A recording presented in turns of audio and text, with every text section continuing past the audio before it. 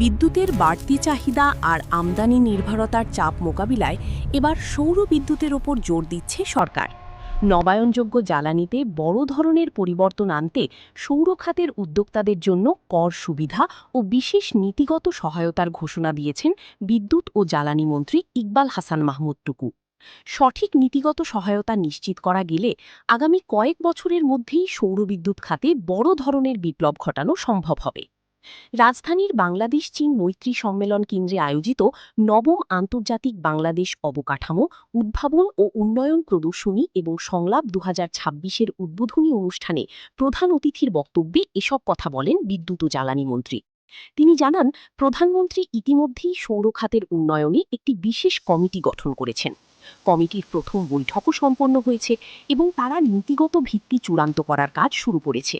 সরকারের লক্ষ্য হচ্ছে চলতি মাসের মধ্যেই একটি পূর্ণাঙ্গ নীতিমালা প্রস্তুত করা এবং জুন মাসের মধ্যে তা মন্ত্রিসভায় অনুমোদনের পর সরকারি আদেশ হিসেবে জারি করা। বাংলাদেশ এখন সৌরবিদ্যুতে এগিয়ে যাওয়ার জন্য পুরোপুরি প্রস্তুত। দেশের উদ্যোক্তাদের সক্ষমতা রয়েছে, প্রয়োজন শুধু সরকারের কার্যকর নীতিগত সহায়তা। মন্ত্রী আশ্বাস দিয়ে বলেন, সরকার সেই সহায়তা দিতে প্রস্তুত।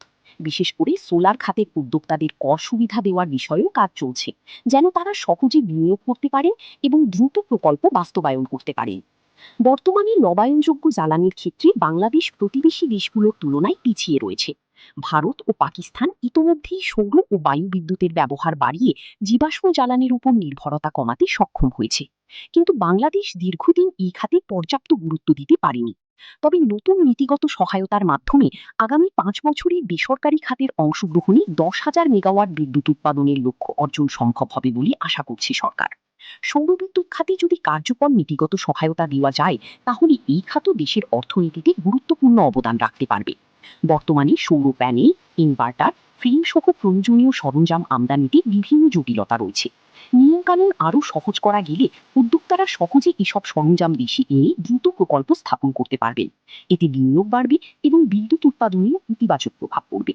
ঢাকা সহ দেশের বিভিন্ন শহরের ভবনের ছাদ ব্যবহার করে সৌর বিদ্যুৎ উৎপাদনের পরিকল্পনার কথাও তুলে ধরেন বিদ্যুৎ মন্ত্রী। তিনি বলেন, বেসরকারি উদ্যোক্তারা ভবনের ছাদে সৌর প্যানেল স্থাপন করে সরাসরি বিদ্যুৎ সরবরাহ করতে পারবেন। মাস শেষে নেট মিটারিং পদ্ধতিতে বিদ্যুতের বিল সমন্বয় করা হবে এবং ভবন মালিকরাও এর একটি অংশ পাবেন। ফলে এটি উদ্যোক্তাদের জন্য লাভজনক খাতে পরিণত হবে এবং একই সঙ্গে রাজধানীতে বিদ্যুতের চাপও কমাবে।